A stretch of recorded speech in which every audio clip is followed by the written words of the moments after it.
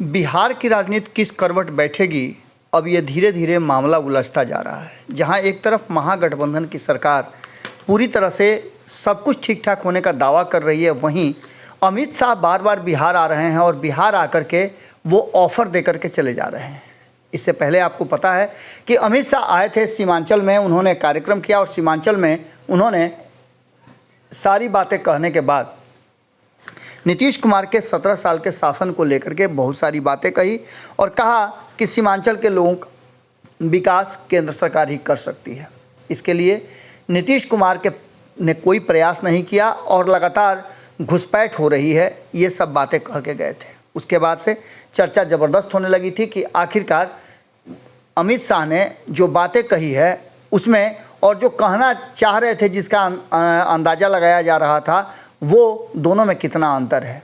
उसके बाद अमित शाह का कार्यक्रम तय हुआ 11 अक्टूबर को जेपी की जयंती पर सिताब दियारा, यानी फिर से एक बार बिहार आने का, और वो भी बिहार और उत्तर प्रदेश के बॉर्डर पर। खास करके अगर देखा जाए तो उत्तर प्रदेश से काफ़ी संख्या में लोग सिताब दियारा आज पहुँचे थे और सभी को इंतज़ार था, सभी इस बात का भरोसा कर रहे थे कि आज अमित शाह जम करके बोलेंगे और बोलेंगे तो निश्चित रूप से बिहार की सरकार पर उनका निशाना होगा। लेकिन अमित शाह आए, अमित शाह ने अपनी बातों को रखा और उन बातों को रखते हुए उन्होंने शुरुआत में सिर्फ एक बात कह करके अपनी बात को बिहार और बिहार से सीधे तौर से दूर रखा। उन्होंने कहा कि जेपी के विचारधारा को छोड़कर कांग्रेस की गोद में बैठने वाले लोग बिहार का विकास कभी नहीं कर सकते हैं। बस इतनी सी बात कह के अमित शाह ने अपने जो संबोधन था उसको दूसरी दिशा दे दी और उन्होंने जयप्रकाश नारायण के आंदोलन की शुरुआत से लेकर के जब तक बिहार और बिहार सहित देश के अलग अलग हिस्सों में जयप्रकाश नारायण के साथ जुड़े लोग काम करते रहे, उन सब की चर्चा की। उन्होंने गुजरात का याद दिलाते हुए भी 1973 की बात कही और 1973 में कांग्रेस की सरकार वहाँ थी और कांग्रेस की सरकार को उखाड़ फेंकने में जयप्रकाश नारायण ने बहुत बड़ी भूमिका निभाई थी और चिमन भाई पटेल की सरकार उखाड़ करके फेंक दिया था। इसके बाद उन्होंने बिहार की भी बात की और बिहार में भी सरकार उखाड़ने की बात को लेकर के उन्होंने केंद्र की राजनीति में इंदिरा गांधी तक को हिलाने की बात की और कहा कि पटना के गांधी मैदान में जिन लोगों ने भी उस सभा को देखा था उन्हें आज भी याद होना चाहिए कि किस तरह से जयप्रकाश नारायण ने इंदिरा गांधी के लिए उनकी जड़ें हिला दी थी। उसके चलते उन्हें जेल भी जाना पड़ा था और कई ऐसे लोग हैं जो उस समय जेल में गए थे।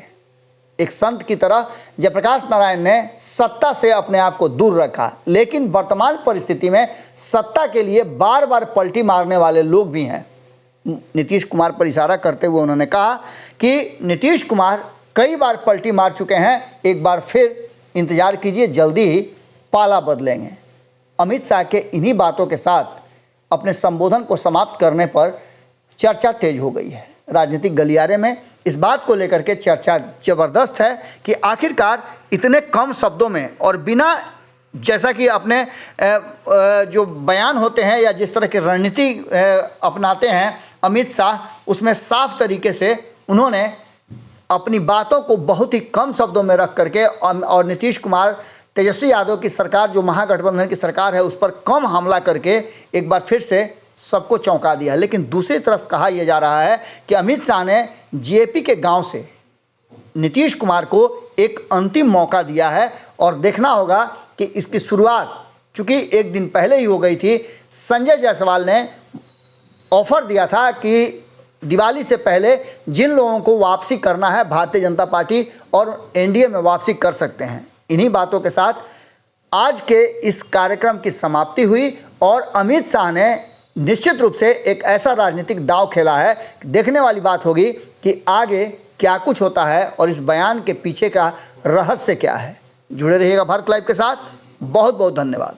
अगर ये वीडियो पसंद आई और वह बिहार के राजनीति और बिहारियत से सरोकार रखेनी तो सब्सक्राइब बटन दबा के चैनल के सब्सक्राइब कर ली। ओजे एगो घंटी बा, ओकरा बटन दबा देला से कुल सटीक और मारक खबर रुआ मुफ्त में मिल जाई।